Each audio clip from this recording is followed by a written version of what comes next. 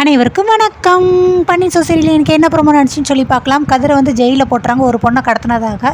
So அந்த பொண்ணுக்கு என்னாச்சு ஏதாச்சுன்னு சொல்லி விசாரிங்கண்ணே அப்படின்னு சொல்லிட்டு செந்தில் கிட்டக்க சொல்கிறாங்க. செந்தில் வந்து சரவணன் கிட்ட சொல்கிறாங்க. அவங்க ரெண்டு பேரும் போய் அந்த பொண்ணுக்கு என்னாச்சுன்னு சொல்லி விசாரிப்போம், அந்த பொண்ணை தேடி கண்டுபிடிப்போம், அப்போ தான் நம்ம தம்பி கதிரை வெளியே கொண்டுட்டு வரலாம் அப்படின்ட்டு அவங்க வந்து பைக்கில் வந்து ரோடாக ஒவ்வொரு இடமா போய் தேடி போகிறாங்க. ஒரு இடத்துக்கு போகிறாங்க. போன உடனே இந்த இடம் தானே சின்ன அவன் இந்த இடத்துல தான் அந்த பொண்ணை வந்து கடைசியாக இறக்கி விட்டானா தெருமுனையில் அப்படின்ட்டு அந்த இடத்துல கொஞ்சம் நேரம் நிற்கிறாங்க. நின்று பார்க்குறாங்க. இங்கிட்ட தேடி பார்க்குறாங்க. நெக்ஸ்ட்டு கதிர் வீடை காட்டுறாங்க. கதிர் வீட்டில் வந்து கோமதி போய் பார்க்குறாங்க. ஆனால் அவங்க அப்பா கிட்ட பாண்டியன் கிட்ட கேட்குறாங்க, என்னங்க என் பிள்ளையை உங்களால் கூட்டிகிட்டு வர முடியலையா அப்படின்னு சொல்லி அழுகுறாங்க. அழுதுக்கப்புறம் பாண்டியன் சொல்கிறாரு, அது வந்து அவங்க வந்து எவ்வளவோ பேசி பார்த்தோம், இன்ஸ்பெக்டர் விட மாட்டேங்கிறாரு அப்படிங்கிறாங்க. ஆனால் நான் அப்படியே விட மாட்டேன், எப்படினாலும் என் பிள்ளையை கண்டிப்பாக நான் பிடிச்சி கூட்டிகிட்டு வந்துடுவேன் வீட்டுக்கு அப்படிங்கிறாங்க. அடுத்து பழனி கிட்ட கேட்குறாங்க, என்னடாச்சு என்ன தான் நடந்துச்சு சித்தப்பா அப்படின்னு சொல்லி மீனாவும் கேட்குறாங்க. அது வந்து பொண்ணு கடத்தின கேஸுங்கிறதுனால இது ரொம்ப சீரியஸானது, அதனால் யார்ட்டும் எவ்வளோ சொல்லி நம்ம பேசினாலுமே வந்து வக்கீலே போய் பேசினார். ஆனாலுமே வந்து போலீஸ் ஸ்டேஷன்லேருந்து விட மாட்டேங்கிறாங்க, சப்ஜெயிலுக்கு கூட்டிகிட்டு போயிருக்காங்க, இன்றைக்கி ஒரு நாள் நைட்டு அங்கே தான் வச்சுருப்பாங்களாம் அப்படிங்கிறாங்க. என்னடா சொல்கிற அப்படிங்கிறாங்க. ஆமாக்கா, இது வந்து பொண்ணு கடத்தின கேஸு, அவங்க அப்பாவும் கம்ப்ளைண்ட் கொடுத்துருக்காரு, அவங்க அப்பாட்ட எவ்வளவோ மச்சான் பேசி பார்த்தாரு, ஆனால் அவங்க அப்பா நாங்கள் பேசுகிற எதையுமே காது கொடுத்து கேட்க மாட்டேங்கிறாரு, அவர் பொண்ணை காணுமேன்னு சொல்லி அவர் தவிச்சு அழுதுட்டுருக்காரு அப்படின்னு சொல்லி சொல்கிறாங்க. ஆனாலும் மயில் வந்து கேட்குறாங்க, ஏன் சிதப்பா கதிர் தம்பி அடிச்சிட மாட்டாங்களே அப்படிங்கிறாங்க. உடனே ராஜி டக்குன்னு அவனே தப்பு செஞ்சால் அவனை எதுக்கு அடிக்க போகிறாங்க, அதெல்லாம் அடிக்க மாட்டாங்க என்ன சித்தப்பா அப்படின்னு சொல்லி சிக்கமா ராஜி சொல்லுவோம். அவர் வந்து கீழே அப்படியே தலையை குனிஞ்சிட்டு திரு முழிக்கிறாரு. பழனி வந்துட்டு, என்ன சித்தப்பா ஏன் இவ்வளோ அமைதியாக இருக்கீங்க, கதிர் அடித்தாங்களா அப்படின்னு சொல்லி ராஜி ரொம்ப வருத்தத்தோடு கேட்குறாங்க. ஆமான்னு மண்டை மட்டும் அட்டுறாரு. கோமதியும் என்னடா சொல்கிறேன், என் பிள்ளையை அடித்தாங்களா, போலீஸ் என் பிள்ளையை அடித்தாங்களானே. ஆமாக்கா அப்படிங்கிற. ஐயோ என் பிள்ளை இப்படி போலீஸ் அடிச்சிருச்சு, தங்கமான பிள்ளையை இப்படி தரன்னு எடுத்துகிட்டு போயிட்டாங்களே போலீஸ் ஸ்டேஷனுக்கு, என் பிள்ளை எந்த தப்பும் பண்ணலையே அப்படின்னு சொல்லி கோமதி ரொம்ப அழுகுறாங்க. இதுக்கு நடுவில் வேறக்கா சக்திவேல் அண்ணன் வேறு அங்கே வந்தான், குமாரோட அப்பா பற்றி பேசுகிறாங்க. பழனி வந்து அவர் வேறு அங்கே வந்துக்கிட்டு கதிரை பற்றி இல்லாத பொல்லாதெல்லாம் பேசிட்டு, இந்த குடும்பமே கிரிமினல் குடும்பம், அந்த குடும்பத்தோடு சேர்த்து எல்லோரும் உள்ளே போடுங்க அப்படி இப்படின்னு சொல்லி ரொம்ப பேசுனாங்க. கதிரை பற்றி இன்னும் எக்ஸ்ட்ரா நிறையா வந்து தப்பாக பேசியிருக்கு, போலீஸ் மத்தியில் தப்பான அபிப்பிராயத்தை ஏற்படுத்திட்டு போயிட்டாரு அப்படிங்கிறாங்க. ராஜியுமே இவர் வந்து கடத்தி கொண்டுட்டு போயிட்டானா, கடத்தி போய் தான் கல்யாணம் பண்ணானா, அதான் இது வந்து போலீஸ் கேஸ் ஆகக்கூடாதுன்னு சொல்லி நம்ம மாமா வந்து கதிரோட அப்பா வந்து இங்கே ஃபுல்லாமே போலீஸ் ஸ்டேஷனில் கம்ப்ளைண்ட் கொடுக்கல, இந்த மாதிரிலாம் சொல்லியிருக்காங்கன்னே. ஏன்டா வன்மோ அவனுக்கு, எங்கள் அண்ணனுக்கு என்ன இருந்தாலும் நான் வந்து அவனோட தங்கச்சி தானே, 30 வருஷத்துக்கு முன்னாடி உள்ள பகை எல்லாத்தையும் தூக்கி முதுகில் சுமந்துக்கிட்டு இருக்கான்.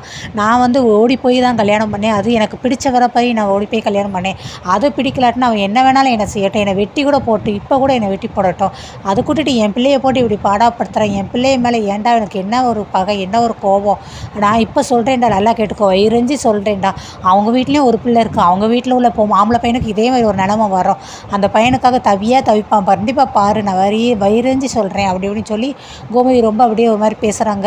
அத்தை ஏன் இதெல்லாம் பேசிகிட்டீங்க, விடுங்க அத்தை அப்படின்ட்டு நீங்கள் வந்து அமைதியாக உட்காருங்கன்ட்டு மீனாவும் உட்கார வைக்கிறாங்க. அடுத்து ராஜியும் இருக்காங்க. ராஜியும் ரொம்ப ஃபீல் பண்ணிகிட்டு இருக்காங்க. நெக்ஸ்ட்டு அடுத்து செந்தில் சரவணன் ரெண்டு காட்டுறாங்க. இந்த இடத்துல தான் சொன்னான்னு சொல்லி தேடி பார்க்குறாங்க. டே மணி 2 ஆச்சுடா, இதுக்கு மேலே எப்படா அந்த பொண்ணை நம்ம தேடி கண்டுபிடிக்க முடியும்னே, எனக்கும் தெரியலனே, வேறு வழி இல்லை, அந்த பொண்ணை கண்டுபிடிச்சா தான் நம்ம கதர் எப்படினாலும் வீட்டுக்கு கொண்டு வரலாம் அப்படிங்கிறாங்க.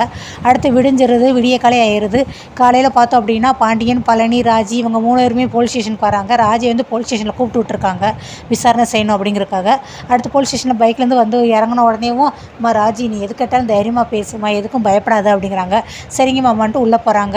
என்னம்மா நீ தான் இந்த கதிரோட அந்த கடத்தல் பொண்ணுங்களை கடத்தினானே, அவனோட பொண்டாட்டியா நீ அப்படிங்கிறாங்க.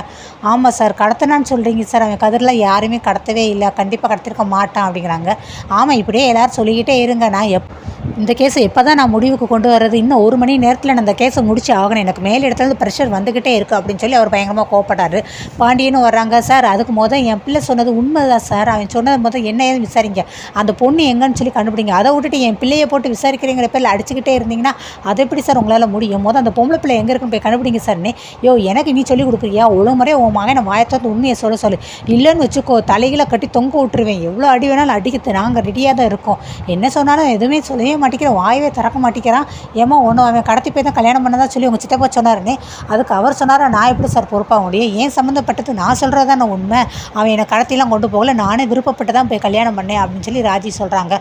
அது மட்டும் இல்லை, இந்த பொண்ணுமே கதிர் கண்டிப்பாக கடத்திருக்க மாட்டான் சார் அப்படிங்கிறாங்க. ஆமாம், இப்படியே சொல்லுங்கள், இந்த ஒரு நிமிஷத்தில் கண்டிப்பாக உன் பையன் வாயை திறந்தே ஆகணும், இல்லைன்னு வச்சுக்கோ ஆம்பளை பொம்பளை யாரையும் பார்க்க மாட்டேன், குடும்பத்தோட எல்லாத்தையும் தூக்கி ஜெயிலுக்குள்ளே போட்டு வச்சுருவேன் பார்த்துக்கோங்க அப்படின்னு சொல்கிறாங்க.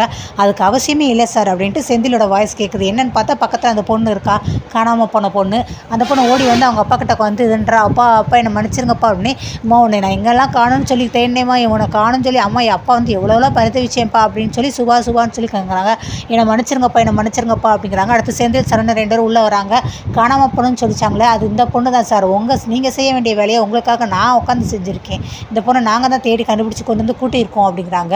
என்னடா சொல்கிறீங்க, எங்கடா அந்த பொண்ணை கண்டுபிடிச்சிங்க அப்படின்ட்டு அடுத்து ஒவ்வொன்றா விசாரிக்கிறாங்க. ஆனால் வந்து செந்தில் சொல்கிறாங்க, என் தம்பி எவ்வளவோ சொன்னால் அந்த பொண்ணு இந்த மாதிரி இடத்துல இறக்கி விட்டு அங்கே போய் தேடி பாருங்க நீங்கள் ஆனால் எதையுமே காது கொடுத்து கேட்கவே இல்லை. ஆனால் நான் அதை கேட்டிருக்கேன். என்னடா போய் பேசுகிறீங்களா, கதை விடுறீங்களா, உன் தம்பி மாட்டிடுவான்னு தெரிஞ்சு உன் தம்பி ரகசியமாக அந்த பொண்ணு இருக்கிற இடத்த சொல்லிவிட்டு நீ அந்த பொண்ணை போய் கூட்டிகிட்டு வந்துட்டியோ அப்படிங்கிறாங்க. அதுக்கெலாம் அவசியமே இல்லை சார், என் தம்பி வந்து அதை கடத்தவே இல்லை, அந்த பொண்ணை கடத்தவே இல்லை. இந்த மாதிரி இந்த பொண்ணுங்க எல்லாம் சேர்ந்து 6 பேர் கேங்காக மதுரைக்கு போகிறதா பிளான் பண்ணியிருந்தாங்க. அதில் எல்லா பொண்ணுங்களும் வரல, 2 பையங்க மட்டும் இந்த பொண்ணை திட்டம் போட்டு கொடைக்கானல் கூட்டிகிட்டு போகணும், சென்னை கூட்டிகிட்டு போகணும்னு சொல்லி இந்த பொண்ணை மட்டும் கூட்டிகிட்டு வந்திருக்காங்க. இந்த விஷயம்லாம் தெரிஞ்சதுனால கதிர் தான் என் தம்பி தான் காப்பாற்றி தெருமுனையில் வந்து இறக்கி விட்ருக்கான். அதுவும் அந்த பொண்ணு சொன்னதுனால தான். எங்கள் அப்பாவுக்கு விஷயம் தெரிஞ்சு எங்கள் அப்பா வந்து காலேஜுக்கு அனுப்ப மாட்டாங்க, ப்ளீஸ்னால் இங்கே இறக்கி விடுங்கன்னு சொல்லியிருக்காங்க, அதனால தான் தெருமுனையில் இறக்கியிருக்கான். அதுக்கு மேலே நான் சொல்கிறேன் அப்படின்னு சொல்லிட்டு அதுக்கு அந்த பொண்ணு சொல்கிறான். தெருமுனையில் கதிர்க்கு பயலாம் சொல்லிட்டு அந்த பொண்ணு நடந்து வரும்போது ஆம்னி வேனில் அதே அந்த பசங்க 2 காலேஜ் பசங்க வந்து இந்த பொண்ணை காரில் கூட்டிகிட்டு போயிருக்காங்க. என்னை வந்து கூட்டிகிட்டு போய் ஒரு இடத்துல அடைச்சி வச்சுட்டாங்க, என்னை அடித்து சித்திரவதை பண்ணாங்க. அவங்க அசந்த நேரமாக பார்த்து நான் வந்து ஓடி வந்துட்டேன், என்னை சென்னைக்கு கூட்டிகிட்டு போகிறதுக்கெலாம் பிளான் பண்ணி வச்சுருந்தாங்க. அப்படி நான் வர வழியில் தான் இந்த அண்ணனை பார்த்தேன், அதனால தான் இவங்க என்னை காப்பாற்றி கூட்டிகிட்டு வந்திருக்காங்க இங்கே அப்படிங்கிறாங்க. என்னை மன்னிச்சிருங்கப்பா அப்படிங்க. அவங்க அப்பா சத்துன்னு 4 அரையிறாரு. இதுக்காக உன்னை எங்கேயும் ஃப்ரெண்ட்ஸ் கூட போகக்கூடாதுங்க பார்த்தியா, இப்போ எவ்வளோ பெரிய விபரீதம் நடக்க ஆரம்பிச்சிச்சு பார்த்தியா, தம்பி என்னை மன்னிச்சிருங்க தம்பி, நீங்கள் தான் என் பொண்ணோட வாழ்க்கையே காப்பாற்றிருக்கீங்க, இல்லாட்டினா எவ்வளோ பெரிய தப்பு நடத்திருக்கோம் அப்படிங்கிறாங்க. பாண்டியனுக்கு அதுக்கப்புறமா தான் போலீஸ் மேலே பயங்கர கோவம். பார்த்தீங்களா சார், நீங்கள் விசாரிங்கன்னு சொல்லி நாங்கள் எவ்வளோ தூரம் சொன்னோம், ஏதாவது ஒன்றாவது ஸ்டெப் எடுத்தீங்களா, உங்களுக்காக என் பசங்க போய் அந்த பொண்ணை விசாரித்து அந்த பொண்ணையும் கண்டுபிடிச்சி கூட்டிகிட்டு வந்திருக்காங்க, இப்போயாவது எதையும் விசாரித்து அதுக்கப்புறம் முடிவெடுக்க வழியை பாருங்கள் சார், தப்பான விசாரணைலாம் பண்ணாதீங்க நீங்கள் அப்படி இப்படின்னு சொல்லி அவர் கத்துறாரு. சரிங்க சார், நீங்கள் உங்கள் பையனை கூட்டிகிட்டு போகலான்னு, என் பையன் எங்கே சார் இருக்கேன் இப்போ அப்படிங்கிறாங்க. அவர் கரெக்டாக சப்ஜெயிலேருந்து காரில் இறக்கி கூட்டிகிட்டு வராங்க, ஜீப்பில் இருந்து உள்ளே வராரு. கதிரை பார்த்தோன்னே அவங்க அப்பாவுக்கு பயங்கரமாக அழுக வருது, ராஜிக்கு அழுக வருது, எல்லோரும் அழுகுறாங்க. இல்லைடா கதிர், உன்னை இப்படி போட்டு அடிச்சிட்டாங்கடா, ஒன்றும் இல்லைடா, அதெல்லாம் சரியாக என் வீட்டுக்கு போயிடலாண்டா அப்படிங்கிறாரு. பாண்டியனை கண்டுபிடிக்கிறாரு, ராஜி அழுகுறாங்க. அழுகாதன்னு ராஜியை பார்த்து கன்சாடை காட்டுறாரு அவர். அதுக்கப்புறம் நீங்கள் வீட்டுக்கு போகலாம் அப்படிங்கிறாங்க. சரிங்க சார் அப்படின்ட்டு வீட்டுக்கு வர்றாங்க. ஆனால் அவங்க அப்பா கிட்ட அந்த பொண்ணோட அப்பாட்ட சொல்கிறாங்க, பார்த்தீங்களா என் பையன் தப்பு பண்ணல எவ்வளவோ சொன்னேன், நீங்கள் அந்த சூழ்நிலையை என்னை நம்பவே இல்லை, இப்போ பாருங்கள் எங்கள் பசங்க தான் உங்கள் பொண்ணை கண்டுபிடிச்சி கூட்டிகிட்டு வந்திருக்காங்க அப்படிங்கிறாங்க. சார் ரொம்ப நன்றி சார், இன்னொன்று என்னை ரொம்ப மன்னிச்சிடுங்க, நீங்கள் சொல்லி நாங்கள் கேட்கல, இல்லை என் பொண்ணும் மேலே தான் தப்பு அப்படின்னு சொல்லி அதுக்கடுத்து அவங்க அப்பாவும் ரொம்ப நன்றி சொல்கிறாரு.